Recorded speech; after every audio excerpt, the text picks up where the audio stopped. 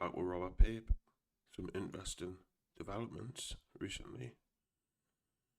I suggest anyone go and follow Mario's channel. You get a lot of good geopolitical breakdown and updates on what's happening in the Middle East. He seems a very knowledgeable young man. His knowledge definitely exceeds his age, but we'll get into this now. Okay, so there's three great concepts, and I've got a lot of questions about all three of them. The one is escalation trap. We've talked a lot about this, and the question I had before, and I'll throw it in there to kind of put it all together, is like, do you expect those clashes that are happening now to potentially lead us back into an escalation trap as early as now? Without a doubt, that's still there. I know people want the escalation track, let's call it, to be off the table. And the reason is because they understand intuitively that this would breed more economic instability and more harm and so forth. The problem is that, again, for President Trump here, the MOU, even if he signs on the dotted line, there is still these giant set of issues that will not go away. Donald Trump could even agree that Iran will keep all of its enriched uranium, sign on the dotted line, and then 2 weeks later rip it up and say, I changed my mind. Another key example on the escalation trap, Mario, is imagine there's the MOU signed, but 2 weeks from now, Netanyahu runs in to Donald Trump and says, we've got the new supreme leader in our gun sights. It's a little more deep than we can go as Israel. Will you just do this with a B-2 and you can kill that new leader in 12 hours? Now, do we really think Donald Trump is going to say, oh, no, I signed an MOU. I'm keeping to my word. I'm not going to take out the new supreme leader. I think it's of course possible, but I think a more plausible will be that at some point we will get some pretty hard intel on where that new supreme leader is, despite all the effort he will go to make that difficult. Remember, we did get bin Laden eventually.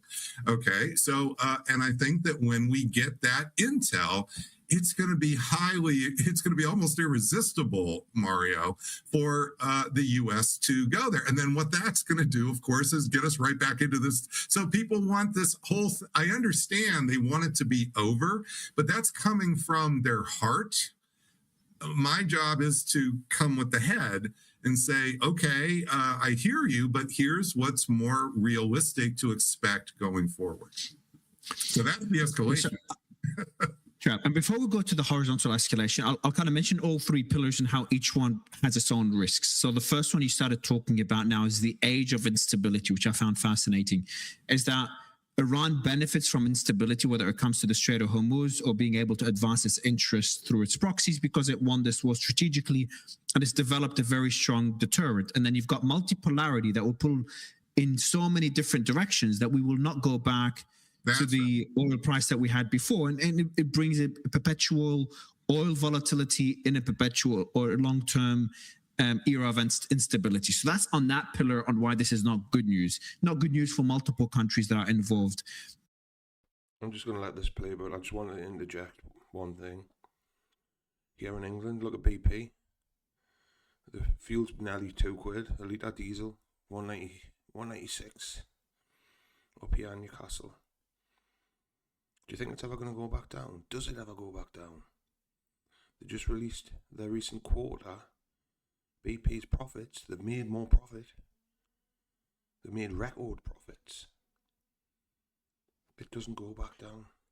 Directly and indirectly. Then we have the escalation trap, which we've talked a lot about, is that you've given some good examples. The one about Mushtaba, it's wild that this is even a thing that you want to, it's going to be irresistible to kill the leader of a country you just signed an agreement of peace with. But that's the world we're in. We've just seen that happen time and time again. Yeah, and we can't blow that off, Mario. And it's because, as you just said, twice in past the year, I mean, within 12 months, we have seen that it's been irresistible to resist the temptation here once you have those coordinates. And I'm explaining that that's one of the issues in the escalation or smart bomb trap going back in history, that when Ronald Reagan in 1986 thought he had Gaddafi in his gun sights with the F-111s, couldn't resist that attack.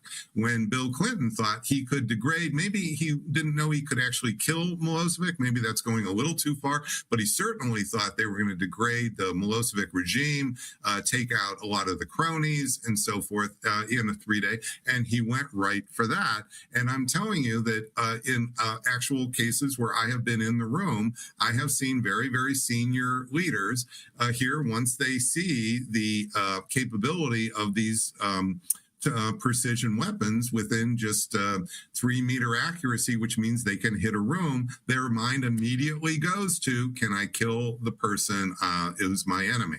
And so this is something that is one of the key mechanisms of that escalation trap. And there's no reason to think Donald Trump has, quote, learned his lesson on this. The idea, that's what I think people keep thinking, that Donald Trump will just learn his lesson. You see, he's touched the iron once, he won't touch it again. And the problem is that's just not the incentive structure that you see with Donald Trump. And then you've got the third one, which is horizontal escalation.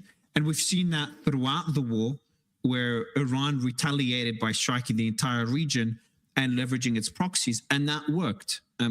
Obviously, as we've seen right now, it's even done it in the limited clashes that we've seen. Kuwait was attacked 2 days ago, 3 days ago. Dubai was attacked a week ago after Project Freedom.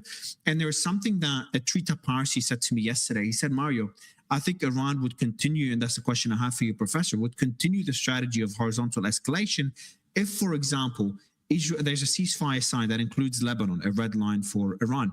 And Israel decides, as they usually do, to breach that ceasefire and continue their strikes again. Well, what Iran can do in a way that could avoid direct confrontation with the US is not strike Israel, is strike Israel's closest ally that will also impact the global economy while also indirectly impacting the Israeli alliance, and that's the UAE again, which has been a habit of Iran. Let me give you a specific scenario about how that possibly could play out, just so that we have a concrete one. So you're right, and Trita, by the way, joined me on that big live event that we did in DC a week ago. He's great. Boys and Poets, and he was just brilliant. So I think Trita and you are exactly right to worry about how things could start to unravel in Lebanon. But let me give you a more detailed way in which that might happen. So if you imagine here that Iran is, of course, very unhappy that things have not calmed down in Lebanon, and there's good reason to think they won't calm down, then they also have the Houthis.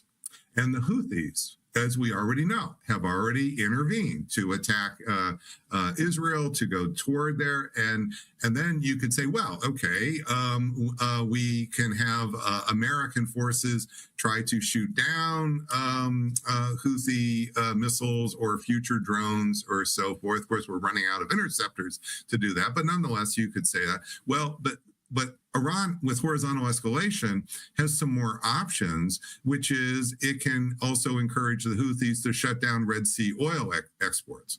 So that this is something that is, again, Iran has horizontal escalation here where they have some escalation leverage. They have rungs up the escalation ladder, especially with oil and gas that they have not used yet.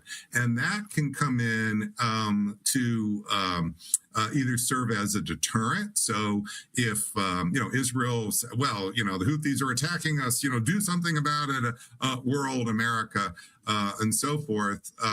Well, there's going to be some deterrent power that Iran has to protect its Houthis here. And then if it turns out that it needs to actually use it, it can go up that rung and it can start to threaten incrementally the Red Sea exports. It can start to incrementally threaten the pipelines. This is a form of the escalation, this horizontal escalation, where we haven't really seen the limit of it. What we have seen, by the way, is that Iran has been calibrated in how it has used its horizontal escalation. It's, I think, catching people by surprise because the Trump administration has keep wanting to have this victory idea that Iran is discombobulated, its government doesn't work, nothing can be done it can't even negotiate in a reasonable way or something, when in fact what I'm observing is calibration. I'm not observing it necessarily on an hour-to-hour, second-to-second basis, but what I am observing is the kind of calibration that generates power here, where they're able to calibrate over a period of, say, 24 hours a wide variety of their activities. They can calibrate their diplomatic activities. They can calibrate their diplomatic activities in concert with military strikes, and they can calibrate the military strikes themselves. So you put all that together, that's a fair degree of calibration that Iran is exhibiting. And you add that to their wanting to contain Israel in Lebanon here as a point of instability. So you can see right away, Lebanon is not disconnected from this system in the Gulf anymore, is what I'm trying to say. This era of instability has a lot of connective tissues here. So the idea that, yeah, Israel's going to go about its merry business in Lebanon, it's not going to matter to the rest of the Gulf, I think that's just unlikely. It's possible, but much more plausible are going to be the connections I'm making, especially over weeks. How high is the risk for a regional war? I know we've just been through a regional war, but I mean a regional war that would involve more parties directly inside the war, the Gulf directly involved, for example. So let's say Iran strikes the UAE. The UAE retaliates against Iran. Other Gulf countries join that retaliation. Israel joins. So that type of regional war. I think it's right now only moderate or low in the next month or so, next few months here. But I think it could rise as we get through the midterms and as we get into January, Mario, because the issues here that I'm describing of this, sort of persistent instability, prolonged instability, they're gonna have more effects here. They'll have economic effects that I've just been talking about. They'll have political effects, and they're going to start to weaken the UAE. They're going to start to weaken governments over time in ways they're going to become more and more concerned about their survival. And then once we get through the midterms, we may discover President Trump, if not even just with everything else stayed the same, he may become much more interested in coming back for another round of escalation here, because you see there is a lot of pressure on Trump related to the midterms. The way you know that is he expressly said he's not being pressured by the midterms. That tells you right away that's like number one on his mind. So we all know how that works psychologically. But what that also means is as this plays itself out here, it's not the case that escalation is linear in a day-by-day fashion. So if you recall my 20 years of modeling, I said that once we bombed Fordo, it would be a year or two later we would come back for regime change bombing. And then it turned out to be only eight months, but it was still 8 months. It wasn't literally the next week. Well, this is the problem with this age of instability I'm describing. So there is not this equilibrium point that's going to be solid here, and everybody will have just learned their lesson. Well, that's the end of the clip. But what do you think? I think Iran have been very measured in their retaliation, not escalating too far. A far cry from the axis of evil or the state sponsor of terrorism that we're constantly reminded the Iranian people are. But unfortunately, I think this is going to get a lot worse. And at least we all know who's at fault and who's to blame. But there you go. Go and follow Mario. And if you ever see any videos of the Robert Pape Professor, well worth a watch.